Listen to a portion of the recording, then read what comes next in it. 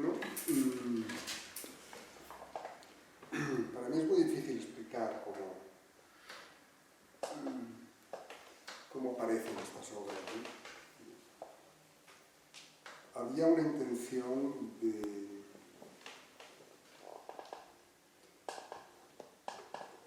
hacer una obra de conceptos aparentemente muy simples, ¿no? Muy simples, muy sencillos. El cuadrado formaba parte de esa sencillez, ¿no? El fragmentar, el cuadricular un cuadrado en cuadrados también formaba parte de ese deseo de sencillez, ¿no? Ahora, claro, hay una intención también de acumulación, ¿no? de conjunto de módulos que tienen algo todos en común, pero también todos tienen algo distinto, ¿no? Algo único, ¿no? Cada pieza tiene una autonomía plástica, ¿no? Una autonomía de significado, ¿no? Una autonomía de sentido, ¿no? Correcto, sí. Es singular, es individual, ¿no? Es algo, ¿no? Y por tanto, en la medida que es algo, es inabarcable. O sea, siempre se nos escapa algo, ¿no? Como se nos escapa toda la obra, ¿no? Toda la obra se nos escapa, ¿no? Ahora bien, se nos escapa toda la obra, pero lo que no se nos escapa es saber, es decir, el conjunto de esas cosas que se nos escapan. Eso no se nos escapa. O sea, el conjunto es nombrable. El cuadro no es nombrable, porque es arte. No es nombrable, no es abarcable, siempre algo se te va a escapar. Es paradójico, porque yo creo que darle la vuelta a muchas cosas. Es decir, puedo llegar a decir, cuando he dicho que lo nombrable es el conjunto y no cada módulo, que eso es inabarcable, que eso se escapa, puedo llegar a decir que la totalidad es lo nombrable, que Dios es lo nombrable. Puedo llegar a decir eso. Cuando precisamente lo que ha estado es en el lugar contrario. La totalidad es lo innombrable y Dios es lo innombrable. Aquí digo lo contrario. Dios es lo nombrable, mientras que lo individual es lo innombrable. Y cada vez más. Si hay una necesidad de cómo trabajar, ¿no? De cómo trabajar, de cómo emplear el tiempo, hay una necesidad de hacer una obra en el menor tiempo posible. Y resulta que cada vez tardo más en terminarla. ¿Y por qué trabajo con contrachapado? Porque es una madera fácil de trabajar, no es una madera dura, depende de que sea el contrachapado, ¿no? Pero normalmente... Y luego porque el contrachapado está hecho de diferentes capas. O sea, un contrachapado de 7 milímetros está construido, cuando lo fabrican, por capas de 2 milímetros que la superponen una a otra, cada una en sentido contrario, una perpendicular a la otra por una trama, ¿no? De manera que a lo mejor hay 3 o 4 capas, ¿no? Cojo piezas de contrachapado, las colo unas contra otras, las colas, antes de ponerlas sobre la madera, van tintadas de color, y son colas blancas al agua, pero que al ponerle color se convierten en colas de colores, y colo una pieza sobre otra, las dejo secar, y cuando ya están secas, las separo. De manera que, precisamente por ser contrachapado, al separarse, algunas de esas capas de las que está formada, o se van, las pierde, una capa y quedan adheridas, una pieza y quedan adheridas a la otra, o añadidas o perdidas, ¿no? Y así es como yo creo las superficies, es decir, nacen de una separación de dos piezas, ¿no? Separación de dos piezas, así yo creo las superficies de mis trabajos, ¿no? Estas piezas a veces mantienen esa coloración, es definitiva, o a veces esa coloración que ha provocado las colas está modificada por algún tipo de tinte, ¿no? De forma, ¿no? En este caso, yo he partido de grandes piezas coladas con cola y con color, he separado, he creado por tanto ese aspecto de separación, de partes que se quedan con uno, se van del otro, y luego están reducidas a piezas pequeñas, ¿no? Están cortadas, ¿no? Con una medida que en este caso es 3 por 3 centímetros, ¿no? Cada pieza está pensada pictóricamente, está decidido, ¿no? Hay veces que hay una cierta aleatoriedad, pero que a veces esa aleatoriedad es rechazada. Está decidida no con parámetros conocidos, no con parámetros nombrables.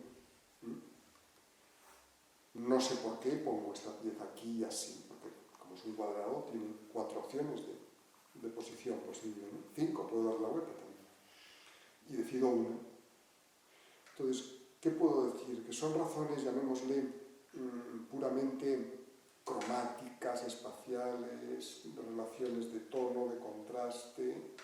Si fuera solo eso, me parecería que estoy haciendo una decoración, ¿no? Un objeto decorativo. Me parece que hay algo más que eso, que no sé muy bien nombrar, ¿no? Yo creo que hay un deseo de lugares lejanos, ¿no? Y hay un deseo de lugares muy, muy cercanos, muy internos. Y tanto uno como otro son inabarcables. No son nombrables, no son accesibles. El espacio entre uno y otro es el lugar donde estoy, haciendo la obra. Es el espacio de poder, es el espacio en el que se formaliza algo a partir del intento de algo.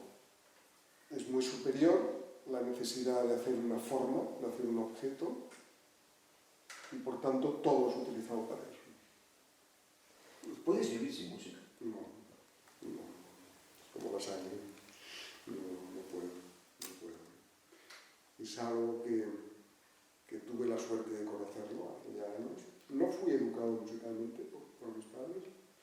Escuchaban, recuerdo Frank Sinatra, que hoy día no me entusiasma. Y luego mi madre, que era brasileña, pues gracias a ella escuché y conocí la música brasileña, que esta sí escuchaba, pero no lo que se llamaba la música clásica, que fue la música que realmente me tocó, ¿no? Y a partir de los 19 años, ya es cuando empecé a escuchar. Yo una vez escuchaba un poco, recuerdo el doble concierto para violín y violonchelo de Brahms. Este concierto lo escuché mucho, me lo conozco de memoria. La música está continuamente presente en mi vida, continuamente. Y en los momentos de afectos más profundos, ¿no? Ella es un guía consciente o inconsciente. Es una guía. Y cuando digo la música, me refiero a la música clásica y la llamada contemporánea. ¿En pintura? Sí. Bueno, has mencionado, ¿no? Palazuelo, ¿no? En nuestro país, ¿no? Chillida también ha sido un hombre que yo he conocido incluso personalmente y he hablado con él, ¿no? Porque intuía que era un sabio en la realización de su obra, ¿no? Y yo podía obtener algo de esa sabiduría, ¿no? Frank Stella tiene una etapa, la primera, que es muy construida, muy geométrica, que es muy interesante, ¿no? Y en la medida que tiene esos dos mundos, ¿no? A partir de un determinado momento rompe el plano y se dedica y los límites ortogonales, y se dedica a superponer diferentes formas muy regulares sobre un soporte, ¿no? Normalmente aluminio, ¿no? Pero todo coloreado, ¿no?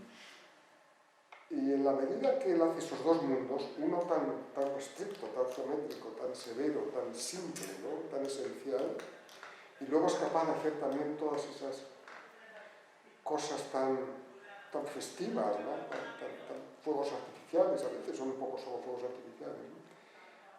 pero es un artista que me ha tocado mucho, ¿no? Ese cuestionamiento de los límites ortogonales del soporte, ¿no? Es de tener en cuenta cómo termina la obra, ¿no?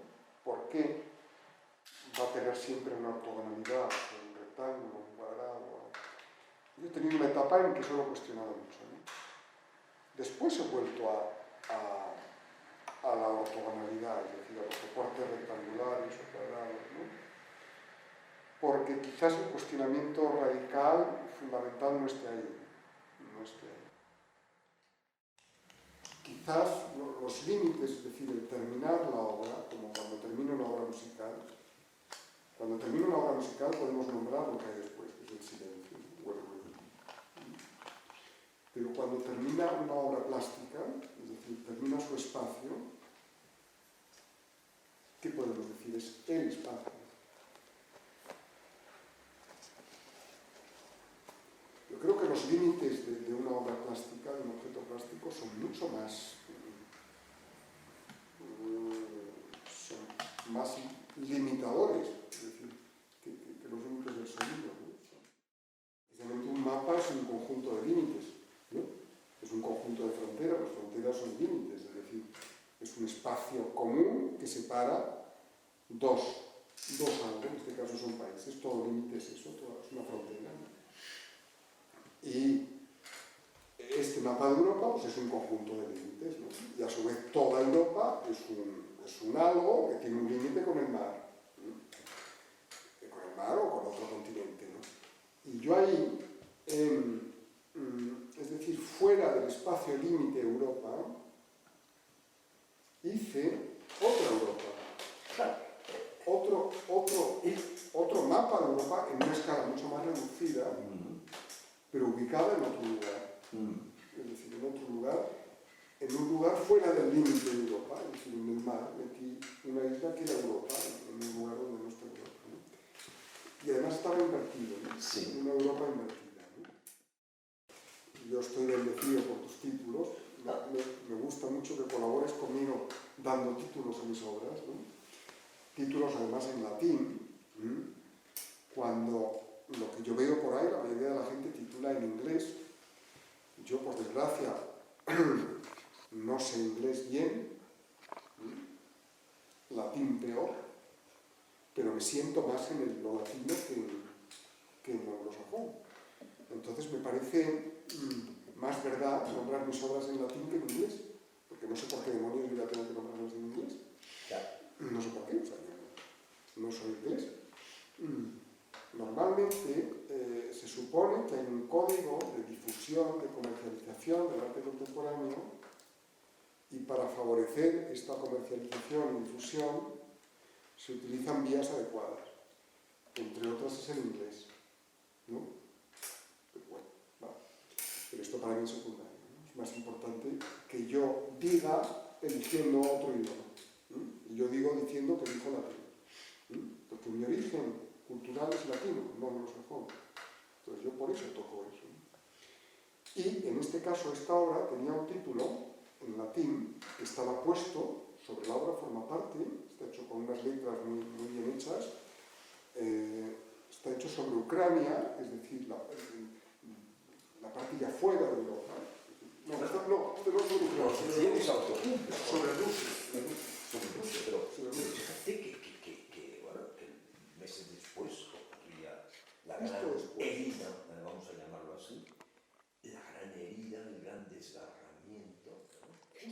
de Ucrania, de haber puesto... que en el mapa acababa con una plástica.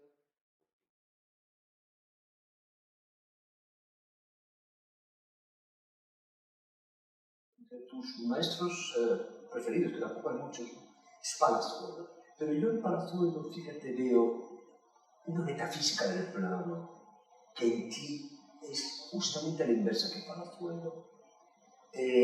Palazuelo construye más por los colores y tú construyes muy desde la superficie y a base de capas vas generando profundidades y eso tiene una corporalidad que invita no tanto a tocarlo, no es escultórico, sino es haber creado realmente una una condensación de sentimientos, pero sí, está todo muy sedimentado. Esa es la intensidad que yo siento mucho en tu obra, Nacho. Palazuelo, comparando, y Palazuelo, que en su tiempo fue una influencia muy rica. Tuve la suerte de conocerle, de charlar con él. Era un hombre muy duro en los juicios. Yo recuerdo cuando calificaba yo, por mi libro, y me parece que ya sin derecho, cuando yo calificaba, enseñaba una obra suya, y a mí me salía espontáneamente algún comentario positivo sobre la obra, de forma espontánea, no intelectualizada. Recuerdo una vez que vi un cuadro que me entusiasmó, qué bonito, casi me mataron. ¿Cómo que bonito? ¿Cómo puedes decir qué bonito? Un insulto, ¿no? Y digo, no, yo me daba perfecta cuenta que no podía haber empleado ese calificativo, ¿no? Pero me salió sinceramente, y bueno, había una incorrección entre lo que había dentro y el lenguaje, no correspondía a la palabra, no significaba lo que yo sentía, pero no sabía expresarlo, o me distraje, no me preocupé en expresarlo mejor, ¿no? El impacto fue, y él se molestó, dijo, no lo puedes calificar de esta forma, no. Tenía razón. Pero para Palazuelo hay algo que me tocó mucho, que era una obra elemental.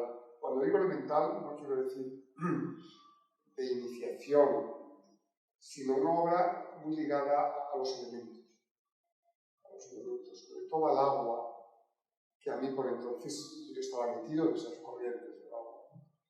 Y el mundo de Bachelard, que precisamente trabaja con los elementos, el agua, el aire, y yo entendía la obra de Palazuelo como una formalización de eso, esas ideas de Bachelard que a mí me fascinaban. Y eso a mí me fascinaba. Pero yo creo que Palazuelo es un hombre mucho más religioso, más místico que yo. Yo he querido serlo, pero no he podido. He querido serlo, pero yo creo que soy más no diría terreno, ¿no? Más sensualista, Epicurio eres. Más sensualista. Yo creo que sí. He querido serlo, he querido creer que la trascendencia era fundamental y necesaria para poder aceptar algo. Y no sé si me he dado cuenta, mi propia obra me llevaba a decir que no. Palazuelo se sumerge mucho en el mundo sufí, en el mundo místico, y de ahí saca muchas cosas. Tus obras son corporales, pero la profundidad del plano no es trascendente, por eso salta a la vista que no hay una impronta ni religiosa ni una metafísica de la materia, ¿no? Pero es curioso que he llegado a que no sea así, queriendo que fuera. Claro. Yo creo que ha habido en un lugar muy profundo del ser humano, por una serie de convenciones vivas, pero convenciones, una necesidad tanto por parte del autor de titular algo, ¿no? Es decir, si no está titulado, falta como un puente hasta el público, hasta el espectador. Es como un puente, ¿no? Es un puente que me lleva de la obra, que es algo muy íntimo, muy eslabonio, que no tengo ni idea cuando esto salga del espacio donde lo he creado, cómo va a llegar al espectador. Y imagino que con un título es un puente de más fácil acceso. Claro, tengo un horror vacui a que no tengan título. Es decir, yo siento esa necesidad de poner un puente entre el público y para llegar a la obra. Es decir, el título de alguna forma para mí es un puente, ¿no? Un puente para llegar. Y evidentemente que lo utilizo, o sea, trabajo con él de una forma que no sea meramente descriptiva, Claro. Que no diga, aquí no hay título, claro que hay título, que no sea esencial, porque no lo es esencial, es decir, si esa obra no tuviera ese título, no pasaría nada, pero lo tiene, decido ponerlo. Por tanto, es un juego por el que quiero jugar, ¿por qué no? Por eso juegas mucho y yo tengo...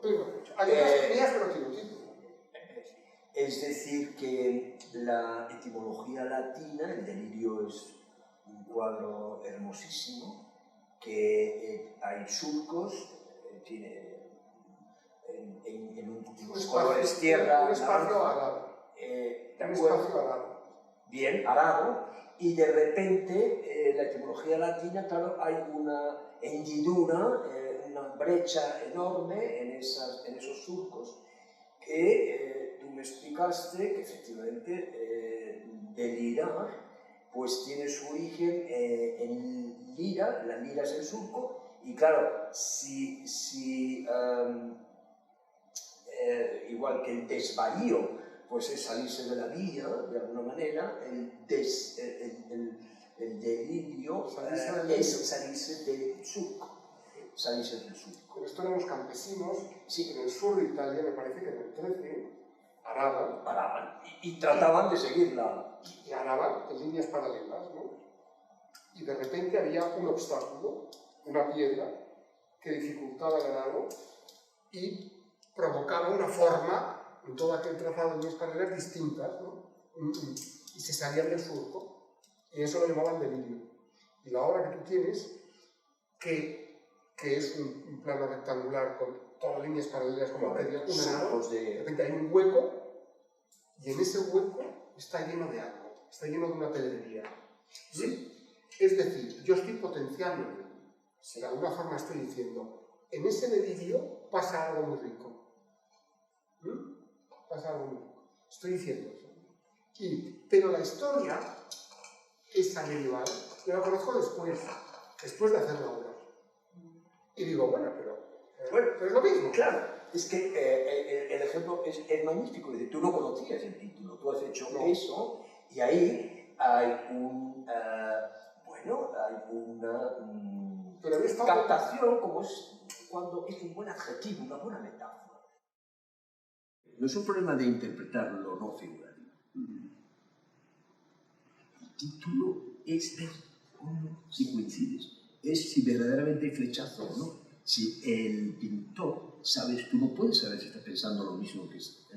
Si esa obra es plásticamente la condensación de la misma experiencia que tú, lo que tú quieres jugar es a ver si se produce esa coincidencia, esa convergencia, casi cuando decíamos en muchas de nuestras experiencias, esa coincidencia que te entusiasma, que dices, caray, es esto lo que yo pensaba. O cuando alguien da con la formulación de algo. Has dado. Todos hemos hecho la misma experiencia, pero esa es la formulación. Yo pertenezco a ese mundo, al paradigma del individual, de lo individual primordial, y en ese paradigma me voy a morir. Mi temporalidad es esa y es mi destino. Entonces, bueno, vamos a darle en la línea de que no cabe otra obra de arte para el individuo normal que ser uno mismo, una obra de arte. Hacer de tu vida algo artístico. Pero yo veo una conexión de todo lo que tú has dicho con lo que estábamos hablando antes. Muy maduro, muy maduro. Con el tiempo, ¿no? Bien.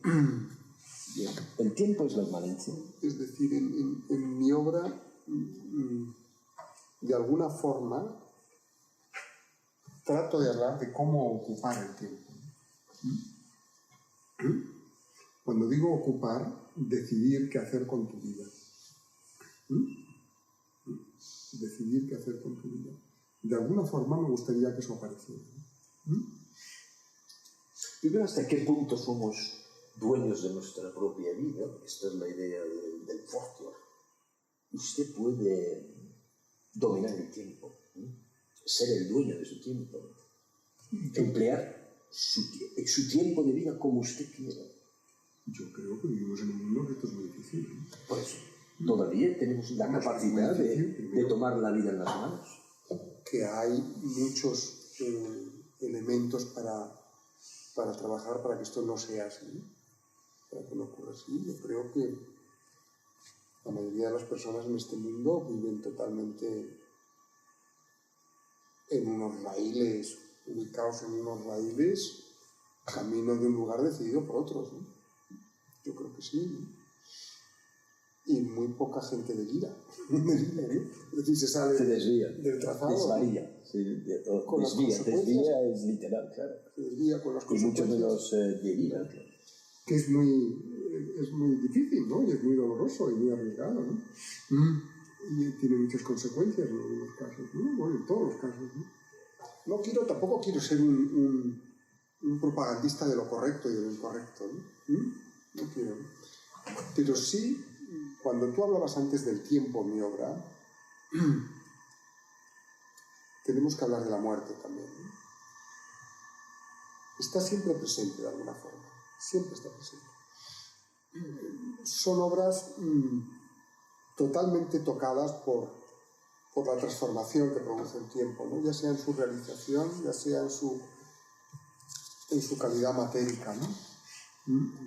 Pero ahora no hablamos solamente de ese tiempo, sino del tiempo interno que vive en ellas, la duración íntima, que uno percibe, que uno la ve latir, germinar, como decías tú, y que ahora la acabas de nombrar, que la muerte está muy presente en casi todas tus obras. Sí.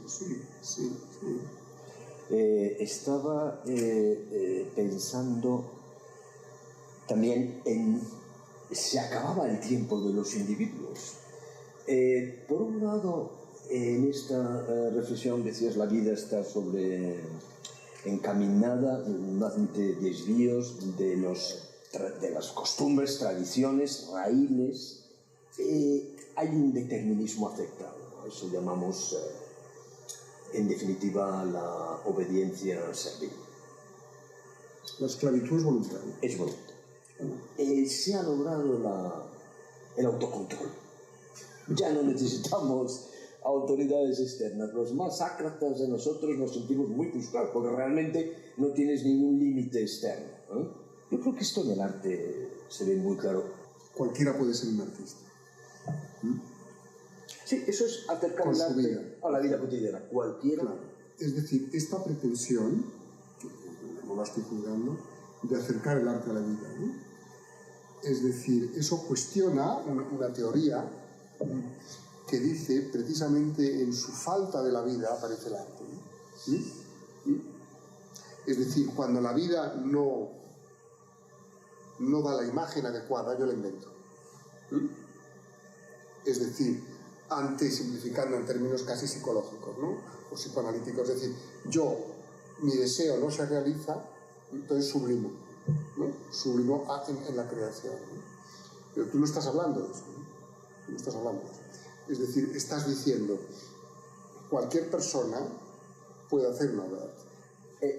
Va más allá, es decir, cualquiera es una obra de arte. Una obra de arte cualquier persona. Sí.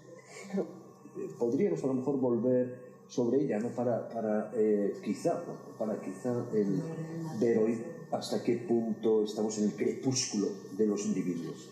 Si te parece, lo dejamos aquí. Lo dejamos aquí entonces.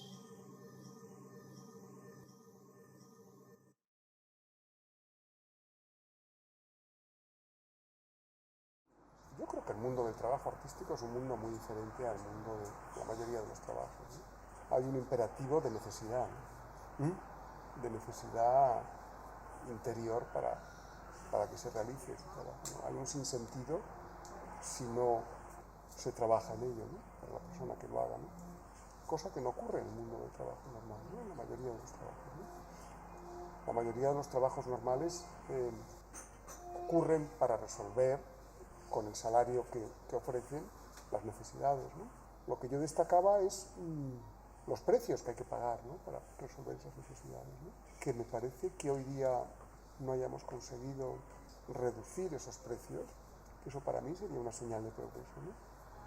Me parece triste, ¿no? Es que el artista no puede hacer más que eso, es decir, eso es sentir una necesidad interior que no la puedes gestionar de otra manera que haciendo eso. Hablaba desde esa necesidad casi convulsiva interior. Nacho, ¿cómo la gestionas tú? Sé desde hace ya tiempo que eso está ahí, que eso es incuestionable, ¿no? Ahora, evidentemente es un elemento de todo, de un todo, ¿no? Es decir, a mí me preocupa averiguar, una vez que existe eso, y eso produce una obra, o ese es uno de los motores iniciales que produce una obra, ¿qué conexión tengo yo con el mundo? Es decir, una cosa es mi necesidad personal, que para mí en el fondo es secundaria. Es simplemente una herramienta para yo producir un algo que está ahí fuera de mí, ¿no? Que funciona por sí mismo, que es mi obra, ¿no? Yo soy más o menos un servidor un esclavo de esa dictadura, ¿no? Porque es una dictadura a la que me someto, ¿no? Y que no puedo dejar de someterme. Pero, ¿tengo yo una función? Es decir, ¿tengo de alguna forma algún compromiso o no? ¿Tengo un compromiso con el mundo, con los demás, con mi obra, o no lo tengo, ¿no? Claro, quizá esta necesidad por encontrar un compromiso, ¿no? entre lo minoritario y lo comunitario, pues claro, este movimiento Fluxus, yo lo veo retrospectivamente, consiguió lo que podríamos llamar la socialización del arte. Ahora lo leo así, es decir... Entendiendo por socialización. Pues que cualquier objeto puede ser artístico. Duchamp, el urinario, miren ustedes, esto es la fontana y esto es la fontana. Cuando Duchamp dice cualquier objeto puede ser artístico, es decir, por ejemplo, el urinario o otros objetos, ¿por qué cobran esa cualidad de artístico ese objeto? ¿Porque está ubicado en un espacio destinado a objetos artísticos? Es decir, Duchamp cambia, es decir, objetos que hasta entonces no eran artísticos, los descontextualiza y los ubica en un lugar en el que está hecho para objetos artísticos, ¿no? Entonces, ¿qué es lo que le da el carácter artístico? Que ese objeto está ubicado en un espacio para objetos artísticos, es decir, en un museo, en una galería. Cambia el objeto, pero no cambia el lugar. Ya lo tenías enfocado y querías ir a ese mundo del trabajo individual, No, te había planteado yo, sí, por llamarlo de alguna forma, cuestionar el compromiso de un artista, si es que lo tiene, con la sociedad en la que vive, ¿no? Ese tema, ¿no? Que es un tema muy cuestionado, ¿no? Y que yo me cuestiono también. Habíamos hablado antes del motor inicial de un artista es la necesidad, ¿no? No puede vivir sin hacer su trabajo. No merece la pena este mundo estar aquí sin hacer su obra. Y es un esclavo de esa obra que es dictatorial, ¿no? Su mandato, ¿no? Pero eso es secundario. Este es el escenario que describe cómo actúa un artista, ¿no? Ahora bien, en mi caso, como casi todos los artistas, me cuestiono, ¿no? Bueno, yo estoy en este mundo, ¿no? En un mundo en el que hay un sistema, en que hay una sociedad, ¿no? Y yo, fuera del mundo artístico, yo analizo, juzgo, cuestiono esa sociedad, ¿no? Participo o no participo en las ofertas que me da el mundo político, ¿no? Una constante que ha habido siempre en el arte es pensar que el arte es capaz de cambiar el mundo, ¿no? Hacia un lugar mejor, ¿no? Yo pienso que nunca ha ocurrido esto, ¿no? Es decir, el arte nunca ha cambiado el mundo hacia un lugar mejor, de forma evidente, ¿no? Yo creo que hay que aceptar cuáles son los circuitos por los que se mueve el arte y puede mover cosas. Creo que el error es colocar la acción del arte en circuitos que no le corresponden, ¿no? En lugares en los que no puede ser efectivo, ¿no?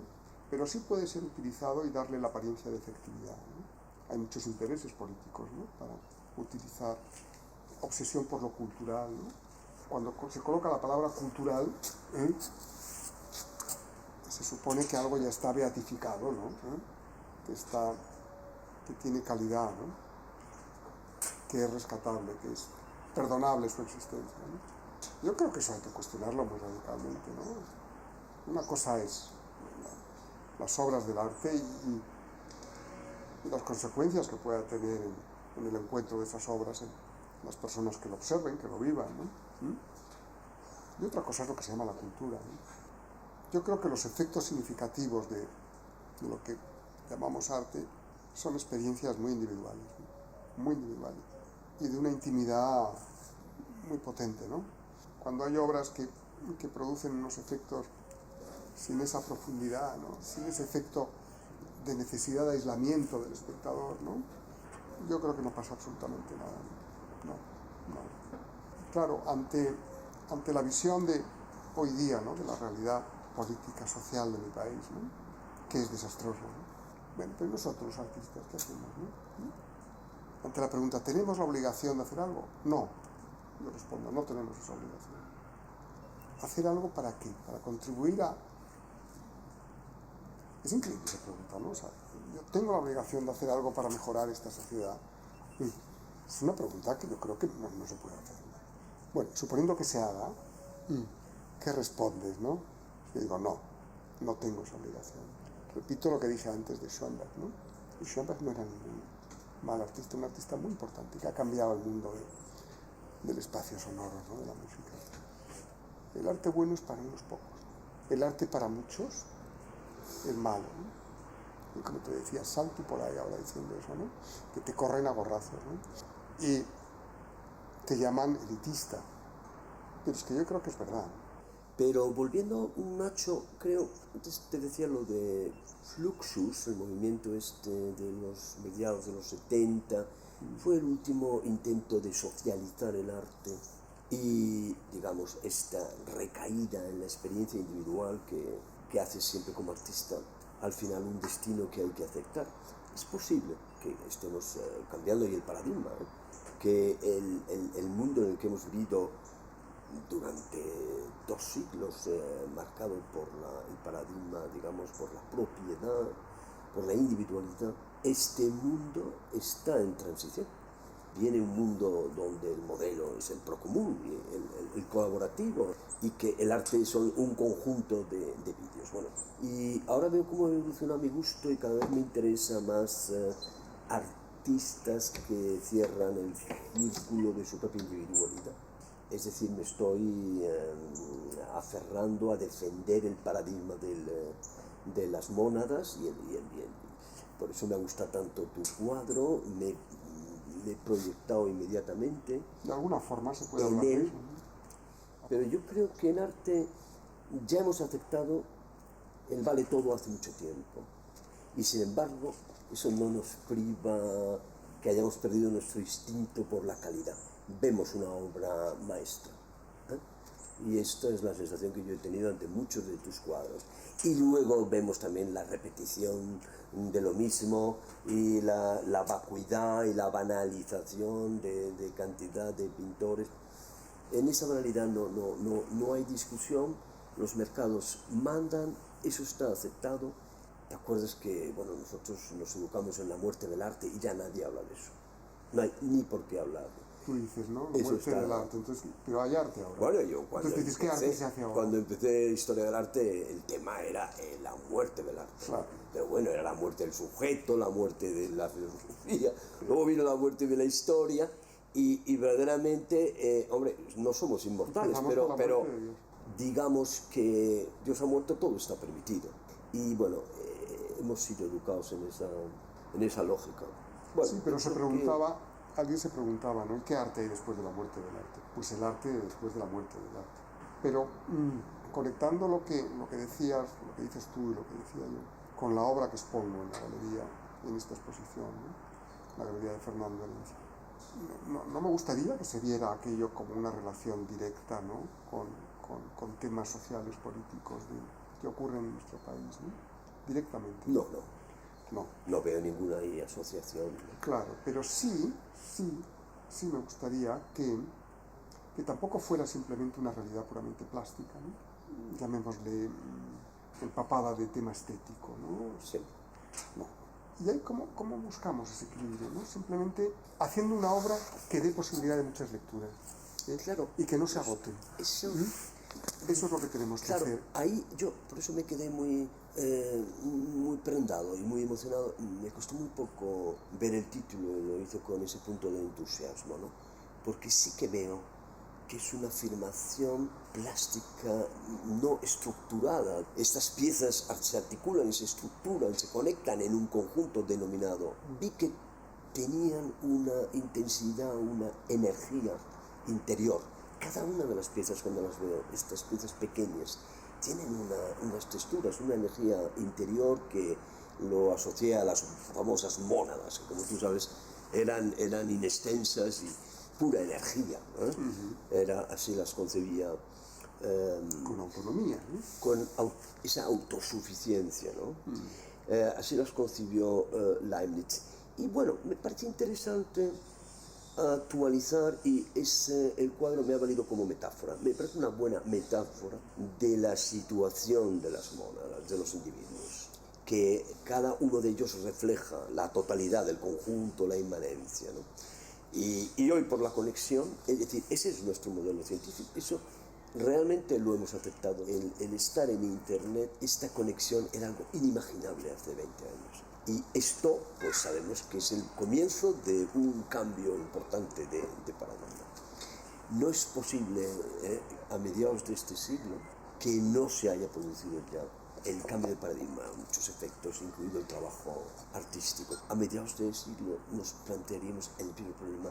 El arte es una experiencia individual, es la misma experiencia de la vida, es decir, puede haber cambiado todo, y de hecho ha cambiado el entorno, pero la experiencia de la vida, la finitud, la única verdad de tu experiencia de la vida y la dificultad de la vida, eso va a seguir, yo creo, muy intacto. Va a seguir siendo lo mismo. Esa es un poco la condición humana que en el artista se cumple como un destino. Porque al final no tienes más que la vida.